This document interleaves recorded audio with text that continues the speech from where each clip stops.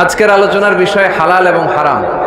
আলোচনার বিষয় হালাল এবং হারাম। দুই রাস্তা, হালাল চলে গেছে এইদিকে, হারাম গেছে এইদিকে। সো আমরা যাব কোন দিকে? ডান দিকে। হালাল খুব বরকতময়, হালালে বরকত বেশি, হারামে বরকত নাই। বিশ্বাস করেন? 1 কোটি টাকা ইনকাম মাসে। কয় কোটি? এরকম লোক আছে না কসবাই? বাংলাদেশে আছে না? 1 কোটি টাকা ইনকাম, কোটি টাকা ইনকাম তার। কিন্তু বছরে কোটি কোটি টাকা তার ইনকাম, 1 মাসে ইনকাম 1 কোটি টাকা। কিন্তু দেখা যায় মাসে একটা হসপিটাল বিল পরিশোধ করতে তার চলে যায় 50 লাখ টাকা। আছে না নাই? ওয়াইফের ক্যান্সার, যার নেই কোনো অ্যান্সার। ছেলে ইয়াবা খায়, ওরে দেয়া লাগে 20 লাখ। বাড়ি ভাড়া, খাওয়া দাওয়া ইত্যাদি খরচ শেষে দেখা যায় মাস শেষে আরো 20 লাখ ঋণের মধ্যে পড়ে আছে। আছে না নাই? কিন্তু মাসে ইনকাম ছিল কত? 1 কোটি। কিন্তু মাস শেষে দেখা যায় 20 লক্ষ টাকা ঋণের বোঝায় চাপা পড়ে আছে। আর রিক্সাওয়ালা, ওর বেতন নাই, যা পারে ইনকাম করে প্রতিদিন। মাসে অন অ্যান অ্যাভারেজ তার ইনকাম 5000। কয় হাজার? 1000 চলে যায় ওর যে ছুপড়ির বেড়া, ওই বাড়ির ভাড়া দিতে। 1000 চলে যায় ওর খাওয়া, 1000 চলে যায় চিকিৎসা, 1000 চলে যায় ছেলেমেয়েদের পড়াশোনা, আনুষঙ্গিক আরো 500, মাস শেষে আরো থেকে যায় 500। সুবহানাল্লাহ কইতে পারলেন না? 1 কোটি টাকা ইনকাম করেও 20 লক্ষ টাকা ঋণের বোঝায় চাপা পড়ে আছে। আর 5000 টাকা ইনকাম, মাস শেষে কত থাকে? 500। কারণ ওর পুরো ইনকামটাই হালাল। ওর পুরো ইনকামটা কি? আর হালালে বরকত ঢুকায় দিছে কে? হারামে কোনো বরকত আছে? আওয়াজ করে বলেন তো, গরু খাওয়া হালাল না হারাম? কুকুর খাওয়া? কুরবানিতে কি জবাই হয়? সুন্নতে খাতনার অনুষ্ঠানে, বিয়ের অনুষ্ঠানে, প্রতিদিন কসাইয়ের দোকানে, কোথাও কুকুর জবাই হয়? আচ্ছা, গরু বা গাভী বছরে বাচ্চা দেয় কয়টা? একটা। আর কুকুর দেয় কয়টা? 7টা, 10টা, 11টা। জন্ম নিয়ন্ত্রণ নাই তো, দেদারসে দিচ্ছে, ফ্যামিলি প্ল্যানিং নাই, তাই না? আচ্ছা, তো দেখেন, গরু বাচ্চা দিল কম, কুকুর বাচ্চা দিল বেশি। গরু জবাই হয় বেশি, কুকুর জবাই হয় না। গরু আমরা খাই বেশি, কুকুর খাই না। তারপরেও কসবায় গরু বেশি না কুকুর বেশি? আওয়াজ করে বলতে হবে, গরু না কুকুর? কারণ গরু খাওয়া হালাল, আর হালালে বরকত ঢুকায় দিছে কে? এজন্য দ্য ডিসিশন ইজ ইয়োরস। সিদ্ধান্ত আপনার। কই যাবেন, ডানে না বায়ে? হালালের সাথে না হারামের সাথে? হালালটা হচ্ছে পরিবেশ বান্ধব। হালালটা কি? Eco friendly. এটা পরিবেশ বান্ধব, এটা স্বাস্থ্যকর, এটা রুচিসম্মত, এটার মধ্যে কোনো ঝামেলা নাই, এটাতে কোনো ভেজাল নাই। হালালে থাকলেই লাভ, যদিও অল্প। সুবহানাল্লাহ পড়েন। এজন্য রাব্বুল আলামিন বলেন, ইয়া আইয়ুহান নাসু কুলু মিম্মা ফিল আরদি হালালান তাইয়্যিবা ওয়া লা তাত্তাবিউ খুতুওয়াতিশ শাইতান ইন্নাহু লাকুম আদুউম মুবিন। ওহে মানুষেরা, শোনো শোনো, এই জমিনের ভেতরে যেটাকে আমি হালাল করেছি, যেটাকে আমি পবিত্র করেছি, ওইটা খাও, ওইটা গ্রহণ করো। হারাম খেও না, হারাম অর্জন করো না, হারামের কাছেও যেও না। শয়তানের পদাঙ্ক অনুসরণ করো না। জেনে রেখো, শয়তান হলো তোমাদের প্রকাশ্য দুশমন। ঠিক কি না? আদুউম মুবিন। শয়তান আমাদের প্রকাশ্য দুশমন। সে হারামকে আমাদের কাছে চাকচিক্যময় করে তুলে। সে বুঝাতে চায় হারামের মধ্যে আরাম। আসলে হারামে আরাম আছে, হালালের মধ্যে বরকত। এজন্য আমরা সবসময় হালাল অবলম্বন করব। রাজি আছেন তো? কিন্তু আমরা যদি আমাদেরকে প্রশ্ন করি, আমাদের ব্যবসায়, আমাদের চাকরিতে, আমাদের লাইফ লিডিং সিস্টেমে আমরা কি শুধু হালাল খাই? কি খাই? হালালও খাই, সুযোগ পাইলে একটু যদি পাই অমনি ধরে ঘাপুস ঘুপুস। Your food should be halal, your drinks should be halal, your income should be halal, your dress up, your fashion should be halal, and your entertainment should be halal. আপনার পোশাক হতে হবে হালাল, আপনার খাদ্য হতে হবে হালাল, আপনার উপার্জন হতে হবে হালাল, আপনি যে বিনোদন করছেন এই বিনোদনটাও হতে হবে হালাল। চিল্লায় বলেন ঠিক কি না? হালাল বিনোদন লাগবে, হালাল ড্রেস আপ লাগবে। ছেলেরা কি স্বর্ণ পড়তে পারবে? ছেলেরা কি সিল্কের জামা পড়তে পারবে? আমরা সিল্কের জামা পড়ি না, এটা আমাদের জন্য হারাম করেছে কে? ছেলেরা জুয়েলারি পড়তে পারবে? গলায় চেন পড়তে পারবে? হাতে ব্রেসলেট দিতে পারবে? আছে না নাই? এই গাড়িতে চুলে কালো রং দেয়া যাবে, এটা ধোঁকাবাজি। এটা কি? মান গাশশানা ফালাইসা মিন্না। আল্লাহর হাবিব সাল্লাল্লাহু আলাইহি ওয়াসাল্লাম বললেন, the person who deceives us he is not among আস। যে আমাদেরকে ধোঁকা দেয় সে কখনো আমার উম্মত হতে পারে। মদিনার খেজুরের বাজার ভিজিট করতে গেলেন আল্লাহর হাবিব সাল্লাল্লাহু আলাইহি ওয়াসাল্লাম, অডিট করতে গেলেন। যে খেজুরের স্তূপের ভেতরে আল্লাহর হাবিব সাল্লাল্লাহু আলাইহি ওয়াসাল্লাম হাত ঢুকায় দিলেন, ঢুকায় দিয়ে দেখলেন ভিতরে পানি, উপরে শুকনা খেজুর, ভিতরে ভিজা খেজুর। আল্লাহর হাবিব সাল্লাল্লাহু আলাইহি ওয়াসাল্লাম বললেন, ঘটনা কি? ভিজা কেন? ব্যবসায়ী বলতেছে, বৃষ্টি হয়েছিল। কি হয়েছিল? তো বৃষ্টি হইলে তো তার নমুনা সব জায়গায় থাকবে। তখন আল্লাহর হাবিব সাল্লাল্লাহু আলাইহি ওয়াসাল্লাম দাঁড়িয়ে বলেছিলেন, খবরদার, মান গাশশানা ফালাইসা মিন্না। যে আমাদেরকে ধোঁকা দেয় সে আমাদের দলভুক্ত হতে পারে না। এজন্য আমরা যেন কাউরে ধোঁকা না দেই, আমরা যেন হারামের সাথে সম্পর্ক জুড়ে না দেই। আমাদের সম্পর্ক হবে হালালের সাথে। চিল্লায় বলতে হবে, কিসের সাথে? আজকের মাহফিলটা তখনই সার্থক হবে যখন এই কথাগুলো শুনে আমরা এই সিদ্ধান্তে উপনীত হতে পারবো যে আমার ফুড, আমার ড্রিঙ্কস, আমার ইনকাম, আমার ড্রেস আপ, আমার এন্টারটেইনমেন্ট, আমার সব কিছু হালাল দিয়ে আমি সাজাবো। আমার জীবনটাকে আমি হালাল দিয়ে সাজাবো। রাজি আছি না নাই? সব হালাল হইতে হবে। নারীদের ফ্যাশন, অনেক নারীরা ফ্যাশন সচেতন। খবরদার, নারীরা টাইট ফিটিং পোশাক পরতে পারবে না। পারবে? পাতলা পোশাক পরতে পারবে না। তারা নিজেদেরকে আবৃত করে রাখতে হবে। টাইট ফিটিং পোশাক পরতে পারবে না, অন্য ধর্মের পোশাক পরতে পারবে না, পরচুলা লাগাতে পারবে না। এই ফোর কর্নার্স, এই বর্ডারগুলো মেনে নারী যে কোনো ধরনের ফ্যাশন নিতে পারে। এই ফ্যাশনগুলোকে বৈধ করেছে কে? এজন্য রাব্বুল আলামিন বলেন, ইয়া আইয়ুহান নাসু কুলু মিম্মা ফিল আরদি হালালান তাইয়্যিবা ওয়া লা তাত্তাবিউ খুতুওয়াতিশ শাইতান ইন্নাহু লাকুম আদুউম মুবিন। সুবহানাল্লাহ পড়েন। ওহে মানুষেরা, এই জমিনে যেটা পবিত্র আর হালাল বলে আমি ঘোষণা দিয়েছি সেটা খাও, কারণ সেটাতেই বরকত। আর শয়তানের পদাঙ্ক অনুসরণ করো না, কারণ শয়তান তোমাদের প্রকাশ্য শত্রু। কথাটা বলেছেন কে?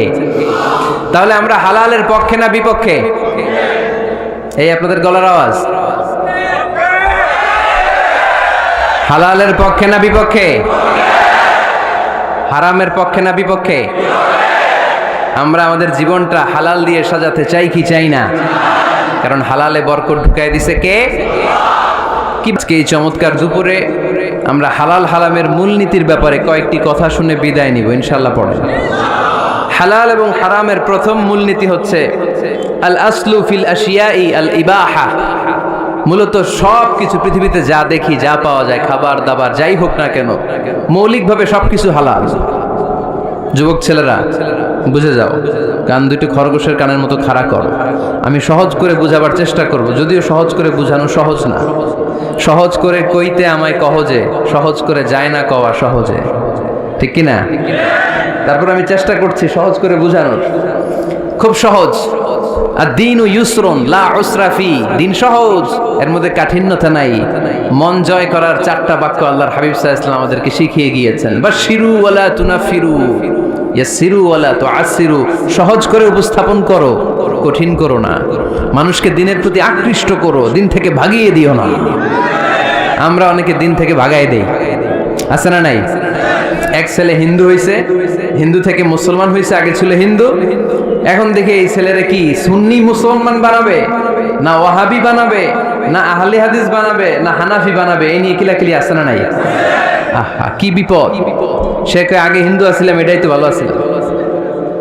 মুসলমান হওয়ার পরে এর ভয় দেখানো শুরু করছে, এই খবরদার, নামাজ রোজা জাকাত হজ সব লাগবে, হারাম খাওয়া যাবে না, এটা নাই ইসলাম, এটা নাই, ওইটা নাই, ওইটা নাই, হিন্দু কে তাহলে আমিও নাই।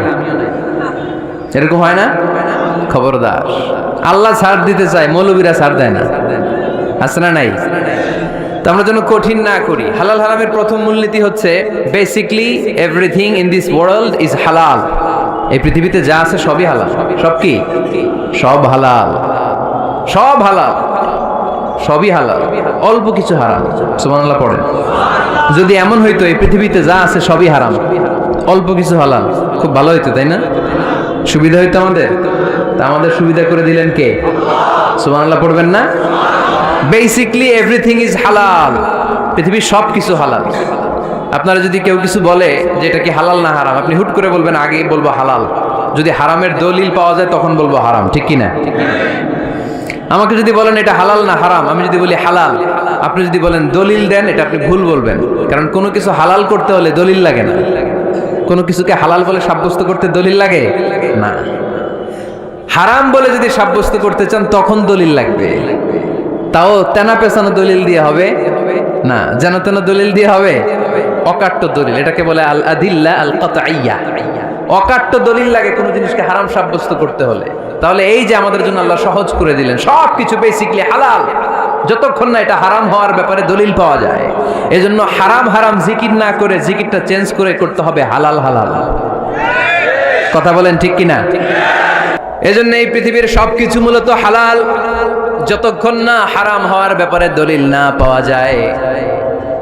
হারাম করতে হলে দলিল লাগে, হালাল বানানোর জন্য দলিল লাগে না। আবার যেন তেন কোনো দলিল দিয়ে, ঠুনকো কোনো দলিল দিয়ে কোনো জিনিসকে হারাম করা যায় না। হারাম করতে হলে অকাট্য দলিলের প্রয়োজন হয়। কথা বুঝতে পেরেছেন? প্রথম মূলনীতি ক্লিয়ার সবার কাছে? আল্লাহর হাবিব সাল্লাল্লাহু আলাইহি ওয়াসাল্লাম বলতেন হালাকাল মুতানাত্তিউন, যারা মুতানাত্তিউন তাদের ধ্বংস, তাদের উপর আল্লাহ লানাত। সাহাবারা বললেন ইয়া রাসূলুল্লাহ, ইয়া হাবিবাল্লাহ, মান হুমুল মুতানাত্তিউন? মুতানাত্তিউন কারা যাদের উপর আপনি লানত দিলেন, যাদের ধ্বংসের কথা বললেন? বিশ্বনবী বললেন আল্লাহর দেয়া হালাল বিষয়কে যারা সমাজের মধ্যে হারাম বলে প্রচার করে তারাই হলো সমাজের মুতানাত্তিউন। নাউজুবিল্লাহ পড়েন। কুল মান হাররামা যিনাতাল্লাহিল্লাতী আখরাজা লিইবাদিহি ওয়াত-তাইয়্যিবাতি মিনার রিজক। এজন্য আল্লাহ ডেকে বললেন খবরদার, কে আছে সমাজের মধ্যে আমার দেয়া হালাল সাজসজ্জাগুলোকে, পবিত্র জিনিসগুলোকে হারাম বলে ফতোয়া তুলে, তাদের উপর আমার লানত। খবরদার, আল্লাহ যেটাকে হালাল বলছে এটাকে হারাম বলার স্পর্ধা দেখাবেন না। এটারে হারাম বলা যাবে? তাহলে প্রথম মূলনীতি কি সবাই বুঝতে পারছেন? বুঝতে পেরেছেন? এই দুনিয়াতে বেসিকলি সবকিছু কি? আওয়াজ করে বলেন। আর হালাল প্রমাণ করতে দলিল লাগে। কি প্রমাণ করতে দলিল লাগে? হারাম। এজন্য আমাদের জিকিরটা একটু চেঞ্জ করে দিব। আমরা হারাম হারাম না বলে কি বলবো? হালাল হালাল। যখনই দলিল পাবো তখন জিকির শুরু করব হারাম। কথা বোঝে নাই বোধহয়? দলিল পাওয়ার আগ পর্যন্ত সব কি? আরো জোরে বলেন। দলিল পাওয়ার পরে সেটা হয়ে যাবে হারাম। প্রথম মূলনীতি ক্লিয়ার? সবার কাছে ক্লিয়ার? কষ্ট হইতেছে? শেষ করে দিব? আরো কয়েক মিনিট শুনবেন? আচ্ছা, দ্বিতীয় মূলনীতি হচ্ছে হালাল হচ্ছে আনলিমিটেড। হালাল কি? কথা বলেন। আনলিমিটেড। আর হারাম হচ্ছে লিমিটেড। হারাম হচ্ছে সসীম, হালাল হচ্ছে অসীম। হালাল গুণে শেষ করা যায় না, কিন্তু হারাম গুণে শেষ করা যায়। সুবহানাল্লাহ পড়তে পারলেন না? যদি এমন হইতো হারাম আনলিমিটেড, সবই হারাম, আর হালাল হচ্ছে লিমিটেড, হালাল গুণা যায়, এমন যদি হইতো আমাদের জন্য কঠিন হয়ে যেত না? আমাদের জন্য এটা সহজ করে দিলেন কে? দেখেন কোরআনে যত জায়গায় আল্লাহ হালালের ঘোষণা দিয়েছেন, আল্লাহ ব্যাপকভাবে দিয়েছেন। আল্লাহ বলেছেন উহিল্লা লাকুম বাহিমাতুল আনআম, এই পৃথিবীতে যত গবাদি পশু আছে সব খাওয়া হালাল, ইল্লা মা ইউতলা আলাইকুম, তবে হাতে গোনা অল্প কয়েকটা ছাড়া, যেগুলো এখনই তোমাদেরকে তেলাওয়াত করে শোনানো হবে। পড়েন সুবহানাল্লাহ। আবার আল্লাহ বললেন উহিল্লা লাকুম সাইদুল বাহরি ওয়া তাআমু, সাগরের মধ্যে যত প্রাণী পাওয়া যায়, মাছ পাওয়া যায়, কাঁকড়া পাওয়া যায়, সব খাওয়াকে হালাল করে দিলেন কে? সাগরে যত ধরনের প্রাণী আছে, কাঁকড়া বলেন, তিমি বলেন, যা বলেন, সব হালাল, হাতে গোনা অল্প কয়েকটা ছাড়া। সুবহানাল্লাহ পড়েন। তার মানে যখনই আল্লাহ তাআলা হালালের ঘোষণা দেন, আল্লাহ তাআলা এটাকে ব্যাপকভাবে ঘোষণা দেন। আর যখনই আল্লাহ হারামের ঘোষণা দেন কোরআনের ভেতরে, তখন আল্লাহ গুনে গুনে দেন। কিভাবে দেন? হুররিমাত আলাইকুমুল মাইতাতু ওয়াদ-দামু ওয়া লাহমুল খিনজির ওয়া মা উহিল্লা লিগাইরিল্লাহি বিহি ওয়াল মুনখানিকাতু ওয়াল মাওখুযাতু ওয়াল মুতারাদ্দিয়াতু ওয়ান নাতিহা। গুনে গুনে দিয়েছেন। সুবহানাল্লাহ পড়েন। যখন আল্লাহ বললেন হালাল, তখন বললেন চার পাওয়ালা যত জন্তু আছে হালাল, অল্প কয়েকটা ছাড়া। যখন ঘোষণা দিলেন হালালের, আল্লাহ বললেন সাগরের ভেতরে যত প্রাণী পাওয়া যায় সব খাওয়া হালাল, অল্প কয়েকটা ছাড়া। কিন্তু হারামের ঘোষণা যখন আল্লাহ কোরআনে দিলেন, তখন ব্যাপকভাবে দেয় নাই, গুনে গুনে দিয়েছেন। রক্ত খাওয়া হারাম, মরা প্রাণী খাওয়া হারাম, শূকর খাওয়া হারাম, আল্লাহর নাম ছাড়া অন্য কোনো নামে বলি দেওয়া হয়েছে এরকম প্রাণী খাওয়া হারাম, সিংহের গুতা খায় কোনো প্রাণী মারা গেছে ওইটা হারাম, এরকম গুনে গুনে অল্প কয়েকটা হারাম, বাকি সব কিছুকে আমাদের জন্য হালাল করে দিয়েছে কে? আবার যদি আল্লাহর জিজ্ঞেস করে আল্লাহ কাদেরকে বিয়ে করতে পারবো, আল্লাহ বলবে সবাইরে বিয়ে করবি। বাংলাদেশের নারীরা বিয়ে করা হালাল, পাকিস্তানের মেয়েদেরকে বিয়ে করা হালাল, সৌদি আরবের নারীদেরকে বিয়ে করা হালাল, এই বাংলাদেশের সিলেটের মেয়েদেরকে বিয়ে করা হালাল, ঢাকার মেয়েদেরকে বিয়ে করা হালাল, চট্টগ্রামের মেয়েদেরকে বিয়ে করা হালাল। হালালের কোনো শেষ নাই, সুবহানাল্লাহ পড়েন। কিন্তু যখন জিজ্ঞেস করলাম তাহলে কাকে কাকে বিয়ে করা হারাম, তখনই আল্লাহ গুনে গুনে 14 জনের নাম বলে দিলেন, পড়েন সুবহানাল্লাহ। হুররিমাত আলাইকুম উম্মাহাতুকুম ওয়া বানাতুকুম ওয়া আখাওয়াতুকুম ওয়া আম্মাতুকুম ওয়া খালাতুকুম ওয়া বানাতুল আখি ওয়া বানাতুল উখত। চিল্লায় পড়েন আল্লাহু আকবার। যখন হালাল তখন ব্যাপকভাবে বললেন সব মেয়েদেরকে বিয়ে করতে পারো। মুসলিম যত নারী হয়, বাংলাদেশের হোক, পাকিস্তানের হোক, ইন্ডিয়ার হোক, গোটা বিশ্বের যে কোনো জায়গার মুসলিম নারী হলেই সেটা হালাল। কিন্তু হারাম কোনটা যখন জিজ্ঞেস করলাম, গুনে গুনে বললেন মাকে বিয়ে করা হারাম, নিজের কন্যাকে বিয়ে করা হারাম, বোনকে বিয়ে করা হারাম, ফুফিকে বিয়ে করা হারাম, খালাকে বিয়ে করা হারাম, ভাতিজিকে বিয়ে করা হারাম, নিজের ভাগ্নিকে বিয়ে করা হারাম। সুবহানাল্লাহ পড়বেন না? তাহলে সহজ না কঠিন? চিল্লায় বলেন। ইসলাম দ্ব্যর্থহীন কণ্ঠে ঘোষণা দিয়ে আমাদেরকে জানিয়ে দিয়েছে সুদ খাওয়া হালাল না হারাম। আমরা বললাম আল্লাহ সুদ যদি হারাম হয় আমরা কেমন করে আমাদের জীবন চালাবো? আল্লাহ বললেন ওয়া আহাল্লাল্লাহুল বাই'a ওয়া হারামার রিবা। চিন্তা নাই, ভয় নাই, কেমন করে সমাজ চলবে জেনে রাখো। আমি আল্লাহ যখনই সুদকে হারাম করেছি তার বিপরীতে ব্যবসাকে আমি আল্লাহ তোমাদের জন্য হালাল করে দিয়েছি। অল্টারনেটিভ আছে না নাই? অল্টারনেটিভ মানে বোঝেন তো? বিকল্প। অল্টারনেটিভ মানে কি? বিকল্প। সুদ হারাম, সুদ হারাম বলে বসে থাকলে হয়তো ঝামেলা লাগতো না। সুদকে হারাম করে দিয়ে অল্টারনেটিভ আল্লাহ আমাদের জন্য ব্যবসাকে হালাল করে দিয়েছেন, পড়েন সুবহানাল্লাহ। ইসলাম বলেছে ওয়ালা তাকরাবুজ জিনা, খবরদার বিবাহ বহির্ভূত গার্লফ্রেন্ড বয়ফ্রেন্ড বলেন, পরকীয়া বলেন, কোনো ধরনের শারীরিক সম্পর্ক জায়েজ নাই, এটা হারাম। জিনার কাছেও যেও না। এখন আমরা বললাম আল্লাহ জিনার কাছেও যদি না যায় তাহলে যৌন চাহিদা মিটাবো কি করে? আল্লাহ বললেন জিনাকে হারাম করেছি, অল্টারনেটিভ বিয়ের জায়েজ করে দিয়েছি। আন-নিকাহু মিন সুন্নতি ফামান রাগিবা আন সুন্নতি ফালাইসা মিন্নি। বিয়ে আমার সুন্নাহ, যে আমার সুন্নাতের ভালোবাসে না সে আমার উম্মত হতে পারে না। এজন্য যুবক ভাইরা বিয়ে করবা। কি করবা? বিয়ের চেয়ে কোনো ভালো কাজ পৃথিবীতে হতে পারে? তো এজন্য বিয়েটাকে সহজ করেন। খেয়াল করবেন যেই সমাজে বিয়ে করা কঠিন ওই সমাজে জিনা করা সহজ, যেই সমাজে জিনা করা কঠিন ওই সমাজে বিয়ে করা সহজ।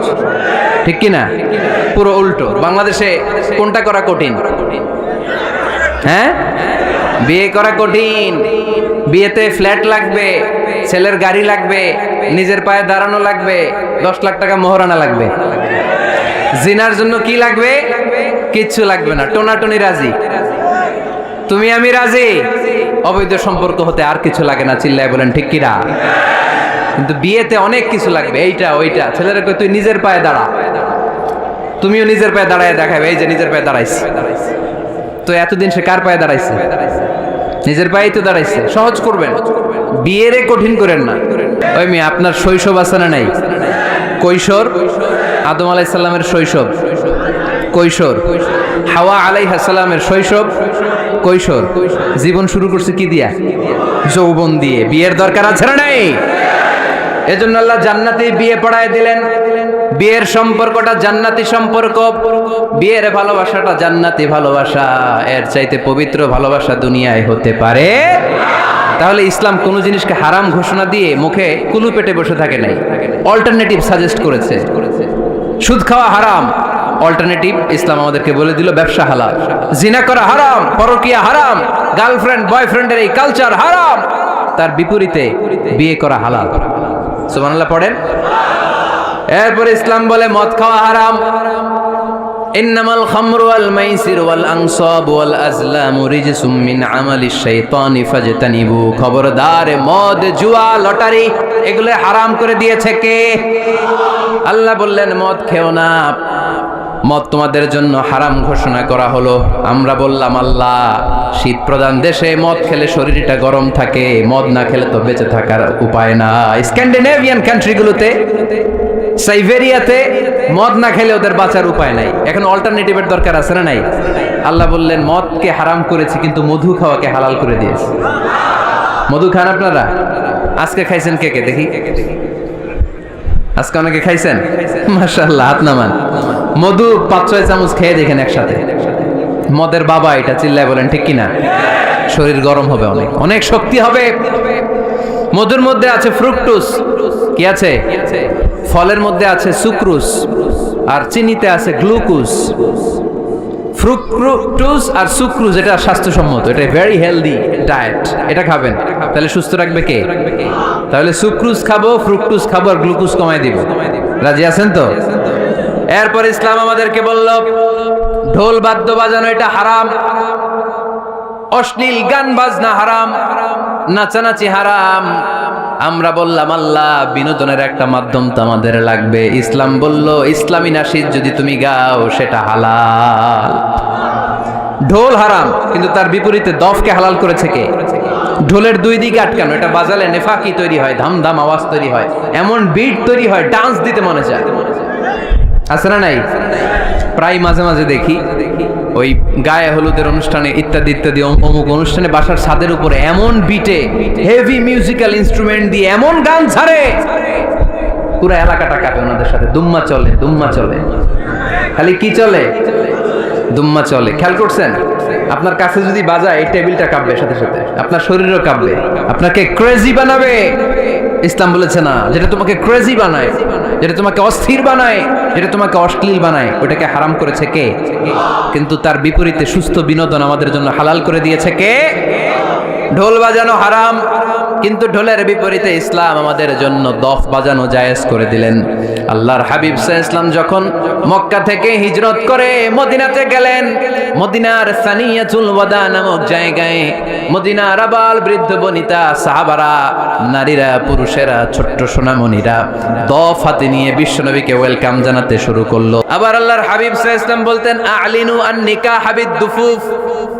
এলাকায় যখন তোমাদের কারো বিয়ে হয়, দফ দিয়ে ব্যান্ড পার্টি করে জানিয়ে দাও। ঢোলের ব্যান্ড পার্টি না, গিটারের না, হারমোনিয়ামের না, বংশী বাজায় কে রে সখী? বংশী বাজায় কে? ওই বংশী দিয়া না, ওই বংশী হারাম, বাঁশি বাজানো হারাম, কিন্তু দফ বাজানোকে হালাল করে দিয়েছে কে? বিয়ের ঘোষণায় দফ বাজিয়ে ব্যান্ড পার্টি করতে বলেছে বিষ্ণু ঈসা ইসলাম। কারণ বিয়েতে একজন নারী পুরুষের যেই সম্পর্ক হয়, জিনা বা ব্যভিচারে একই সম্পর্ক হয়। পার্থক্য হচ্ছে এটা সামাজিক স্বীকৃতি আছে, জিনার স্বীকৃতি নাই, ঠিক কিনা? এই জন্য বিয়ে গোপন করে করা যায় না, এটা অ্যানাউন্স করে করতে হয়। ওমরে ফারুক রাদিয়াল্লাহু তাআলা আনহু যখন মদিনার খলিফা, উনি বলতেন, লুকিয়ে লুকিয়ে যদি কেউ বিয়ে করে, সমাজের আশেপাশে তার প্রতিবেশীরা যদি তাদের দাম্পত্য জীবন সম্পর্কে না জানে, আমি তাদের দুইজনকে জিনার শাস্তি দেব।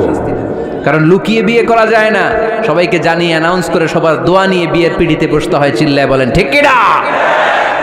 এজন্য ইসলাম শুধু হারাম বলে জিকির করে নাই, যেখানেই হারাম তার বিপরীতে ইসলাম হালালের বিকল্প দিয়েছে, ঠিক কিনা? এই নিয়মটা বুঝতে পারছেন? সবার কাছে ক্লিয়ার? 4 নম্বর মূলনীতি হচ্ছে, ইসলাম যেই জিনিসটাকেই হারাম বলেছে তার পেছনে লজিক আছে, যুক্তি আছে, কারণ আছে। 3টা কারণ থাকার কারণে কোনো বিষয়কে ইসলাম হারাম বলে। হয়তো সেটা খাবিথ, অপবিত্র, যেমন পেশাব পায়খানা খাওয়া যাবে, হালাল না হারাম? কারণ এটা অপবিত্র, ঠিক কিনা? 2 নম্বর হচ্ছে মদের, এটা ক্ষতিকর। ইয়াবা খাওয়া, এটার মধ্যে অনেক লাভ আছে না? হ্যাঁ, গাঞ্জা খাওয়া, সিগারেট খাওয়া, হ্যাঁ, স্মোকিং কজেস ক্যান্সার। ধূমপানে কি হয়? কর্কট রোগ হয়। পৃথিবীতে এই একমাত্র খাবার যেটা টয়লেটে ঢুকে খাওয়া যায়।